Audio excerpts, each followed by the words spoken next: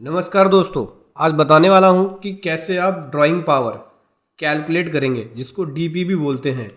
जब भी आप सीसी लोन कराते हैं, कैश क्रेडिट लोन, तो उस केस में डीपी कैलकुलेट किया जाता है और डीपी के हिसाब से आपकी लिमिट इंक्रीज़ होती है या डिक्रीज़ होती है।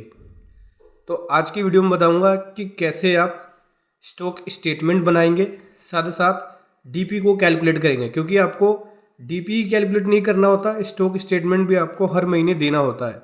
अगर आप सीसी अकाउंट चला रहे हैं या सीसी लोन अकाउंट चला रहे हैं तो चलिए समझेंगे इसको डिटेल में। उससे पहले बताना चाहूँगा, जो भी भाई बंधु मेरे चैनल पे पहली बार है, इस वीडियो को पहली बार देख रहे हैं, जिन्होंने अभी तक सब्सक्राइब नहीं किया, सब्सक्राइब कर लीजिए, साथ ही साथ बेल आइकन पे भी क्लिक कर लीजिए ताकि इस तरह का कंटेंट आपको मिलता रहे। तो समझेंगे दोस्तों कि ड्राइंग पावर की कैसे कैलकुलेशन होती है। तो मैं आपको देखो, ये है ड्राइंग पावर की कैलकुलेशन। यहाँ पे आपको बताऊंगा कि कैसे कैलकुलेट किया जाता है।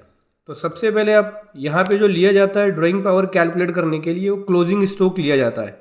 ठीक है, देखो ये है स्टॉक स्टेटमेंट जो बनाया हुआ है।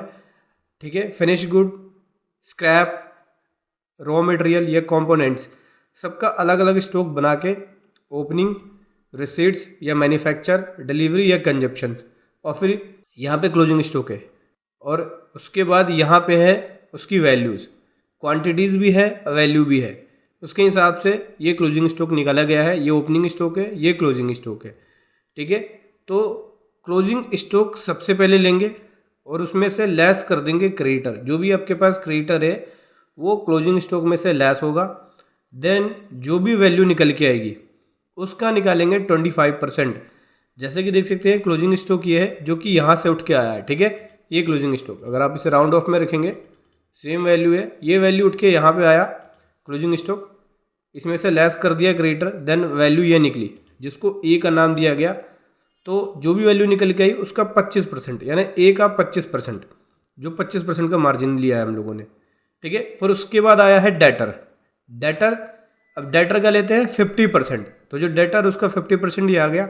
अब क्या करते हैं, जो भी आंसर आया डेटर का 50% जो निकला वो, और प्लस क्लोजिंग स्टॉक जो निकला हमारा क्रेडिटर लेस करने के बाद, वो आपस में जुड़ जाएगा ये वाला, यानी बी प्लस सी।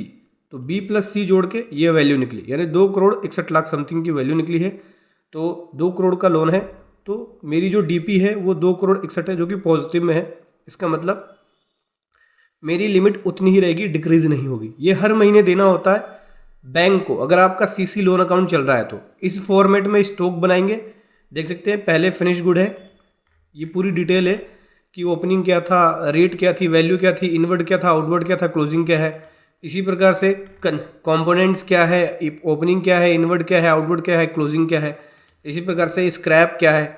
देन उसके बाद फाइनल समरी निकलती है स्टॉक स्टेटमेंट की, जहाँ पे ये यूनिट्स हो गया, ओपनिंग बैलेंस क्वांटिटीज़ के अंदर, फिर ओपनिंग वैल्यूज़। ठीक है, फिर रिसीट, परचेज, मैन्युफैक्चर इसी कॉलम में आएगा। अगर कोई रिसीट है, परचेज है, मैन्युफैक्चर है तो। फिर कोई डिलीवरी, इशू, कंजप्शन या सेल है तो इस कॉलम में। क्वांटिटीज़ है ये, ठीक है, क्वांटिटी देख सकते हैं। देन उसके बाद ये क्लोजिंग क्वांटिटी आएगी। देन उसके बाद यहाँ पे आएगी क्लोजिंग वैल्यू। यहाँ पे आप मेथड ऑफ वैल्यूएशन भी लिख सकते हैं, क्लोजिंग स्टॉक का क्या मेथड है, लीफो है, फीफो है, एवरेज कॉस्ट मेथड है। जो भी आप क्लोजिंग स्टॉक पे मेथड लगा रहे हैं वो मेथड आप यहाँ पे लिख सकते हैं। ठीक है, उसके बाद आपको यहाँ पे डीपी की कैलकुलेशन करनी होती है, जैसे कि मैंने आपको बताया। डीपी के बेसिस पे ही, ड्राइंग पावर के बेसिस पे ही आपकी सीसी लोन की लिमिट घट या बढ़ सकती है। अगर आप इस स्टॉक स्टेटमेंट को डाउनलोड करना चाहते हैं तो वीडियो के डिस्क्रिप्शन में लिंक मिल जाएगा, वहाँ से जाके आप इस स्टॉक स्टेटमेंट को डाउनलोड कर सकते हैं। वीडियो कैसे लगी ज़रूर बताएं। Thank you so much. जय हिंद, वंदे मातरम।